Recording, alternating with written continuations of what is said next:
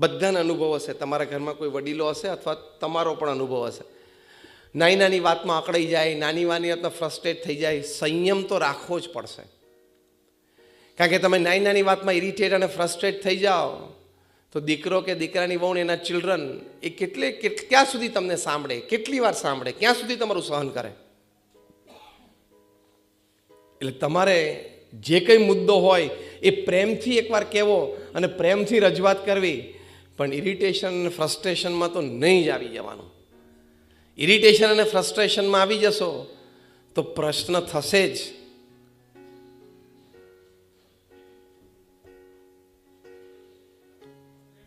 એક વખત છે ને, એક જગ્યાએ અમે હતા અને સાહજિક વાત નીકળી. એકવાર એક બાળકે પૂછ્યું એના પિતાને કે પપ્પા, ત્રેતા યુગમાં ભગવાન રામ છે, એમણે પોતાના પિતા દશરથનું વચન માન્યું એટલે મહાન થઈ ગયા. સતયુગમાં પ્રહલાદે એમના પિતાનું વચન ન માન્યું અને એ મહાન થઈ ગયા. ફરી વખત, ત્રેતા યુગમાં ભગવાન રામે એમના પિતા દશરથજીનું વચન માન્યું અને વનવાસ નીકળી ગયા તો એ મહાન થઈ ગયા. અને સતયુગમાં પ્રહલાદે એમના પિતા હિરણ્યકશ્યપનું વચન ન માન્યું અને મહાન થઈ ગયા. તો પપ્પા, હવે મને દ્વિધા છે, મને પઝલ છે કે મારે તમારું વચન માનવાનું કે નહીં માનવાનું. મહાન તો મારે થવું છે. ઇતિહાસની દ્રષ્ટિએ પઝલ છે મોટી. એટલે એના પિતાએ આજુબાજુ જોયું જરા, આમ કોઈ છે નહીં ને. કોઈ એટલે તો એક જ વ્યક્તિ, બીજું તો કંઈ છે નહીં. પ્રશ્ન કે કોઈ છે નહીં ને તો હું સરખો જવાબ આપું એમ. એટલે એના પિતાએ કીધું કે બેટા, ત્રેતા યુગમાં ભગવાન રામે એમના પિતાનું વચન માન્યું અને મહાન થયા. સતયુગમાં પ્રહલાદે એમના પિતાનું વચન ન માન્યું અને મહાન થયા. યુગ યુગ પ્રત્યે વાત બદલાઈ જાય. અત્યારે આ કળિયુગ છે, એટલે કળિયુગમાં તો તારે કે મારે, જેને પણ મહાન થવું હશે એને તારી મમ્મીનું વચન માનવું પડશે.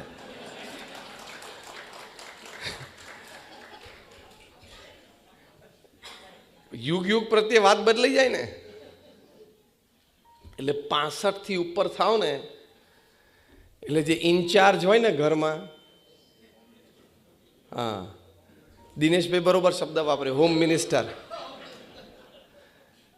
કારણ કે હોમ મિનિસ્ટર છે ને નેક્સ્ટ ટુ પીએમ કહેવાય, એમ સેકન્ડ ઇમ્પોર્ટન્ટ પોસ્ટ કહેવાય. એટલે એનું વચન માની લેવાનું. ચાના કપમાં થોડીક ચા ઓછી આવીને તો નો ઇરિટેશન, નો ફ્રસ્ટ્રેશન.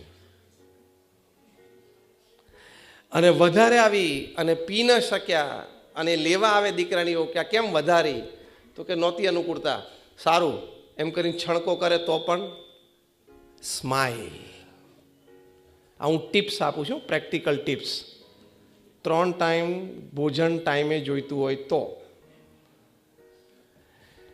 એટલે મુખ્ય મુદ્દો 65+ આપણે ત્રીજો આ વિચારીએ છીએ કે સંયમ. ઇરિટેશન અને ફ્રસ્ટ્રેશન ઉપર સંયમ રાખજો. પ્રમુખ સ્વામી મહારાજના જીવનમાં મેં જોયું છે, આટલી બધી પ્રવૃત્તિઓની વચ્ચે, આટલા બધા જનસંપર્કની વચ્ચે ક્યારેય અમે એમને ઇરિટેટ અને ફ્રસ્ટ્રેટ થતા જોયા નથી. એવી પરિસ્થિતિઓ સર્જાણી છે વ્યક્તિગત મુલાકાતોમાં, પત્રોમાં, કે આપણે એમની જગ્યા હોય તો આપણે તરત ઇરિટેટ અને ફ્રસ્ટ્રેટ થઈ જઈએ. પ્રમુખ સ્વામી મહારાજ ક્યારેય થયા નથી. એક વખત પ્રમુખ સ્વામી મહારાજ સારંગપુરમાં, જ્યાં અમારું સંત તાલીમ કેન્દ્ર છે, ત્યાં હતા.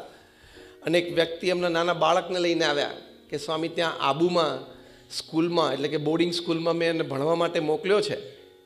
હવે ત્યાંથી એ પાછો આવ્યો છે. મૂળ એટલે પરિવાર બોટાદમાં સારંગપુરની બાજુમાં રહેતા હતા. પણ હવે સ્વામી, એને લગભગ એની ઉંમર 8-9 વર્ષની છે, પણ એને સેન્સ જ નથી કે એને સેન્સેશન આવે કે મારે હવે ટોયલેટ જવું છે, ઘરમાં ટોયલેટ અહીંયા છે, ત્યાં જવું. એટલે 8-9 વર્ષનો થયો તો પણ એ ગમે ત્યાં બગાડી બેસે છે કે સ્વામી તમે એને સમજાવો ને કે આવું ના કરાય. This was 1991. પ્રમુખ સ્વામી મહારાજની ઉંમર 71 વર્ષની, જે આપણે 65+ વાત કરીએ છીએ. 71 વર્ષની ઉંમરે કોઈક વ્યક્તિ તમારી પાસે, અજાણી વ્યક્તિ આવો પ્રશ્ન લઈને આવે અને એ 8 વર્ષના બાળક સાથે એના પિતાનો આગ્રહ અને પ્રેમ હતો, એટલે શાંતિથી 10 મિનિટ સુધી એને વાત સમજાવવી કે તને ટોયલેટ લાગે એટલે તારે ટોયલેટમાં જવું, આવી ક્ષુલ્લક વાત સમજાવવી, એ કેટલી ધીરજ માંગી લે. આ વાત કેટલી ધીરજ માંગી લે. પ્રમુખ સ્વામી મહારાજે શાંતિથી એ બાળક સાથે 8 થી 10 મિનિટ કાઢી અને એની બધી વાત સમજાવી. કારણ કે પ્રમુખ સ્વામી મહારાજ એમના જીવનમાં 4 મિલિયન 40 લાખ લોકોને વ્યક્તિગત મળ્યા. કેટલા બધા અઠંગ વ્યસનીઓનો હાથ પકડીને પ્રમુખ સ્વામી મહારાજની ઉંમર જ્યારે 75 હતી, 80 હતી, 85 હતી, 90 હતી, ત્યારે અમે નજરે જોયું છે કે એનો હાથ પકડીને પ્રેમથી એને બધી વાત નિર્વ્યસનીપણાની સમજાવે. એટલે ધીરજ રાખવાની, અને ધીરજના ફળ મીઠા. એટલે ઇરિટેશન અને ફ્રસ્ટ્રેશનમાં ક્યારેય આવવું નહીં. ચોથી વાત, 65 વર્ષની ઉંમર પછી શ્રદ્ધા અને ભક્તિ, એમાં થોડું મન પરોવી દેવું. આખી જિંદગી આપણે વ્યવહાર વહીવટ કર્યો હોય અને પછી આદર્શ દ્રષ્ટાંતો નહીં લેવાના કે ઘણા બધા દેશોના પ્રેસિડેન્ટ અને પ્રાઇમ મિનિસ્ટર બધા 65 ને 70 ને 75 ને 80 વર્ષે બને છે, તો હું કેમ ના કરી શકું? એ લીગ જુદું છે અને એ તંત્ર જુદું છે. તમને એમ કે જો બાઇડન 80 વર્ષની ઉંમરે અમેરિકાના પ્રેસિડેન્ટ છે, તો હું મારા ઘરનો પ્રેસિડેન્ટ 82 વર્ષે 4 જણા છે, કેમ નહીં? નહીં. કેમ નહીં? એનો જવાબ શું? બોલો તો, કેમ નહીં? એનો જવાબ શું? નહીં. એટલે આપણે આપણું મન એ શ્રદ્ધા અને ભક્તિમાં વાળી દેવાનું, નામ સ્મરણ કરવાનું, સત્શાસ્ત્રોનું વાંચન કરવાનું, ભક્તિ કરવાની. This is the way of life after 65. This is the purpose of life after 65. This should be the aim of your life after 65. પણ એ ક્યારે? અત્યારથી થોડી નાની ઉંમરે ટેવ પાડી હોય ને, જ્યારે તમે 25, 30, 35, 40 થોડો ટેવ પાડી હોય ને, તો 65 વર્ષે એને હાથમાં માળા લઈને નામ સ્મરણ કરવાનું મન થાય. બાકી ફ્લેટમાં 10મા માળે ગેલેરીમાં બેસી અને કેટલી ટેક્સીઓ પસાર થઈ એ ગણે. નવરાશ, કૂતરા ફરતા હોય એ ગણે શેરીઓમાં. કારણ કે નવરાશ. કારણ હવે તો મોબાઈલ ફોન આવી ગયા એટલે તો ઓહો કેટલું બધું સોશિયલ નેટવર્કિંગ. એટલે ભક્તિમાં તમે મન પરોવશો, શ્રદ્ધા રાખશો, તો તમારું મન પ્રફુલ્લિત રહેશે. આ university of Philadelphia, university of પેન્સિલ્વેનિયામાં doctor Andrew Newberg, doctor H G. Koenig, એમણે સાયન્ટિફિક પ્રયોગથી પ્રૂવ કર્યું કે ભગવાનના નામ સ્મરણથી તમને લાભ શું છે. તો 4 એજ ગ્રુપ રાખેલા, એમાં ચોથું એજ ગ્રુપ છે ને 65 થી ઉપરનું જ હતું. પહેલું એજ ગ્રુપ શું હતું? 4 થી 12 વર્ષના બાળકો. બીજું એજ ગ્રુપ હતું 12 થી 22 વર્ષના ટીનેજર્સ એન્ડ યંગસ્ટર્સ. ત્રીજું એજ ગ્રુપ હતું 22 થી 60 વર્કિંગ ગ્રુપ. અને ચોથું એજ ગ્રુપ જે આજે આપણે વાત છે ને વિષય છે 60 એન્ડ 60 પ્લસ 80-90 સુધી. 4 એજ ગ્રુપ ઉપર એ લોકોએ સાયકોન્યુરો સોફ્ટવેર્સથી જ્યારે ભગવાનનું નામ સ્મરણ એ લોકો કરે ત્યારે એના શરીરમાં કેવા હાર્મોન્સ રિલીઝ થાય છે. કારણ કે આપણા મનના વિચારો પ્રમાણે, મનની ભાવનાઓ પ્રમાણે, વિચારો અને ભાવનાઓ પ્રમાણે હાર્મોન્સ રિલીઝ થતા હોય. અહીંયા પાછળ આપણે પિટ્યુટરી ગ્લેન્ડ હોય અને બીજા ગ્લેન્ડ્સમાંથી ઇઝ ધ માસ્ટર ગ્લેન્ડ, અને ત્યાંથી બીજા બધા ગ્લેન્ડ્સમાંથી પણ જે હાર્મોન્સ સિક્રેટ થાય એ આપણા વિચારો અને ભાવનાઓ પર બહુ આધારિત છે. એટલે આ લોકોએ પ્રયોગ કર્યો.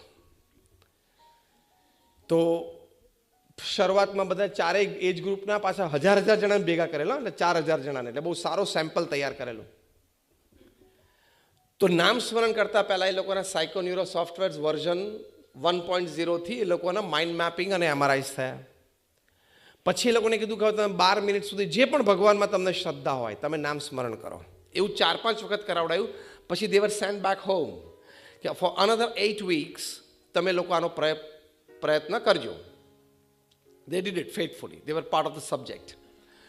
8 વીક પછી એ લોકોને પાછા બોલાવવામાં આવ્યા અને ફરી વખત એ લોકોને કહ્યું કે હવે પાછા ભગવાનના નામ સ્મરણમાં તમે બેસો. એટલે 8 વીક સુધી રોજ એ લોકો 12 મિનિટ જે પણ ભગવાનમાં શ્રદ્ધા તેનું નામ સ્મરણ કરતા હતા. 8 વીક પછી ફરી વખત આ both doctors doctor Andrew Newberg, doctor H G. Koenig, હું તમને નામ આપું છું, તમે ગૂગલ ઉપર જઈ શકો છો. તો એમણે ફરી વખત એ લોકોને નામ સ્મરણ કરાવી અને પછી આ સાયકોન્યુરો સોફ્ટવેર્સ વર્ઝન 2.0થી એ લોકોનું માઇન્ડ મેપિંગ અને એમઆરઆઈસ થયા. અને રિપોર્ટ તૈયાર થયો. એમાં શું વાત લખી કે 12 મિનિટના નામ સ્મરણથી દરેક એજ ગ્રુપને લાભ છે. 65થી ઉપરનાને શું લાભ છે હમણાં છેલ્લે કહું છું, પહેલાં નીચેથી શરૂઆત કરવું. કારણ કે 65 વર્ષે એડવાન્ટેજ લેવો હોય તો નીચેથી શરૂઆત નામ સ્મરણની થોડી શ્રદ્ધાથી કરવી જોઈએ. જે 4 થી 12 વર્ષના બાળકો હતા એ લોકોને મેમરી પાવરમાં 15 થી 25% વધારો જણાયો. Isn't this a big advantage for children at this age? Yes or no? કે their memory power increases from 15 to 25%. તેને સ્કૂલમાં એકેડેમિક્સમાં કેટલો મોટો લાભ છે. પછી જે ટીનેજર્સ હતા ફ્રોમ 12 to 22 એ લોકોને એ લાભ થયો કે એ લોકોને વિલ પાવર અને કોન્ફિડન્સ એ 20% અરાઉન્ડ બૂસ્ટઅપ થાય છે ભગવાનના નામ સ્મરણથી. મેં કહ્યું એમ, it is a scientific experiment ના. સાયકોન્યુરો સોફ્ટવેર્સથી એ લોકોના હાર્મોન્સ રિલીઝ થાય, એનું માઇન્ડ મેપિંગ અને એમઆરઆઈસ થાય છે. તો જે ટીનેજ હોય ને એ લોકોને વિલ પાવર અને કોન્ફિડન્સની બહુ જરૂર હોય કે આ કરું કે ના કરું, આ કરું કે ના કરું, દ્વિધામાં હોય. પછી જે 22 to 60 એજ ગ્રુપના હતા એ લોકોને એ એડવાન્ટેજ થયો કે એ લોકોની બફર કેપેસિટી વધી ગઈ. એટલે શું? દુઃખ સહન કરવાની શક્તિ વધી ગઈ. ભગવાનના નામ સ્મરણથી દુઃખ સહન કરવાની શક્તિ વધી ગઈ. અને જે છેલ્લું એજ ગ્રુપ હતું કયું? 65થી ઉપર, જેની વાત આજે આપણે કરીએ છીએ, 60-65થી ઉપરના એ લોકોના એજ ગ્રુપને શું લાભ થયો ભગવાનના નામ સ્મરણથી? તો કહે છે 15 થી 25% વધારો એ લોકોની સ્ટ્રેન્થ ઓફ ઇમ્યુન સિસ્ટમ, એટલે કે રોગ પ્રતિકારક શક્તિમાં વધારો થયો. એટલે ભગવાનના નામ સ્મરણથી 5 લાભ એ લોકોએ ગણાવ્યા સાયન્ટિફિકલી. એક, તમારો મેમરી પાવર વધે છે. બીજો, તમારું વિલ પાવર વધે છે. ત્રીજું, તમારું કોન્ફિડન્સ લેવલ ઉપર જાય છે. ચોથું, તમારી બફર કેપેસિટી એટલે કે દુઃખ સહન કરવાની શક્તિ વધે છે. અને પાંચમું, તમારું રોગ પ્રતિકારક શક્તિ વધે છે. આ 12 મિનિટમાં ખાલી આ લાભ છે. આ 12 મિનિટનું ટાઈમ ઇન્વેસ્ટમેન્ટ કરવું યોગ્ય કે અયોગ્ય? Rays your hands if you say યોગ્ય. યસ, યોગ્ય છે. તમે બધા કરો જ છો, કરતા જશો, પણ કદાચ કોક અહીંયા હોય એવા હોય કે જે ન કરતા હોય તો કરજો. તો 65 વર્ષની ઉંમરે તમને આ એડવાન્ટેજ છે કે નામ સ્મરણથી તમને આ બધા લાભ છે. દુઃખ સહન કરવાની પણ શક્તિ વધી જાય. કારણ કે એવું બને, પરમ દિવસે જ અમે એક ઘટના અમને જાણવા મળી કે 70 વર્ષની વ્યક્તિ, he lost his 40-year-old son in a car accident. બની શકે છે, બનવા જોગ છે. તમે પણ કોકને એવા જાણતા હશો, સાંભળ્યું હશે. તો 70 વર્ષે એક હેવી ફેમિલી લોસ તો આવ્યો ને, એક શોક તો આવ્યો ને લાઈફમાં. પણ એ વ્યક્તિ રોજ મંદિરમાં 2 કલાક આવીને સત્સંગમાં અને નામ સ્મરણમાં જોડાય. હી એક્સેપ્ટેડ ઇટ. દુઃખ તો લાગે, આપણે એવું નથી કહેતા કે દુઃખ નથી લાગ્યું. માણસ છે, દુઃખ તો લાગે જ, કારણ કે આપણે લાગણીથી જોડાયેલા હોય. પણ એમણે સ્વીકાર કર્યો. અમે એને મળ્યા હમણાં 2 દિવસ પહેલાંની જ વાત છે કે સ્વામી બરાબર, મને દુઃખ તો છે કે હું 70 વર્ષની ઉંમરને મેં 40 વર્ષનો દીકરો મારો ખોયો. એનો એક દીકરો અને એક દીકરી, એની દીકરી 20 વર્ષ, એની દીકરી કંઈક 18 વર્ષની, દીકરો કંઈક 13 વર્ષનો છે. કે સ્વામી હું સમજી શકું છું કે અમારા ફેમિલીમાં તો બહુ જ હેવી લોસ છે, પણ આ એક્સેપ્ટ ઇટ કે કદાચ મારા ફેટમાં હશે, મારી ડેસ્ટિનીમાં હશે, અમારો કર્મ સંબંધ એટલો જ હશે અને ભગવાનની ઈચ્છા. He was stable. તો જો આ વાત હકીકત છે કે ભગવાનના નામ સ્મરણથી તમારી દુઃખ સહન કરવાની શક્તિ, એટલે યોર બફર કેપેસિટી ઇન્ક્રીઝીસ. એટલે 60-65 પ્લસમાં નામ સ્મરણ અને સદવાંચનમાં હંમેશા જોડાવું. કારણ કે at the age of 65 and 65 plus your best friend is book and mala. તમારામાંથી થોડાને ખ્યાલ હશે અને ખ્યાલ ના હોય તો આજે નક્કી કરીને જજો. 65 વર્ષની ઉંમર પછી તમારા મુખ્ય 2 મિત્ર કોણ છે? માળા અને બુક, પુસ્તક. આ 2 સાથે નાનપણથી થોડી મિત્રતા રાખવી. તે વખતે સ્ટ્રોંગ ફ્રેન્ડશિપ થઈ જાય આ 2 પ્રત્યે. કારણ કે તમે નાના મોટા હેલ્થ ઇશ્યુઝ અથવા તો એજ ઇશ્યુઝ અથવા તમારી સાથેના ફ્રેન્ડ્સ પછી દર વર્ષે 1-2 ઓછા થવા માંડે ને. 65 પછી તમારું સોશિયલ સર્કલ દર વર્ષે 1-2 ઓછું થવા માંડે. અને તમે 75-78 પહોંચો ત્યારે જે ફ્રેન્ડ સર્કલ હતું યંગ એજમાં એનું 10% જ વધ્યું હોય. અને એ લોકો પાછા ઘણી વખત મુવમેન્ટમાં ના આવી શકતા હોય, ફિઝિકલી આપણે ના આવી શકતા હોય, તો એ વખતે મળવું, સોશિયલાઇઝ થવું એ બહુ ઓછું બનશે. You will have less people to connect. So your only connection which will pass your good time is a mala and a book. એટલે એના પ્રત્યે પ્રેમ નાનપણથી રાખવાનો, અત્યારથી રાખવાનો. એટલે એ વાત છે એ 65 વર્ષની ઉંમર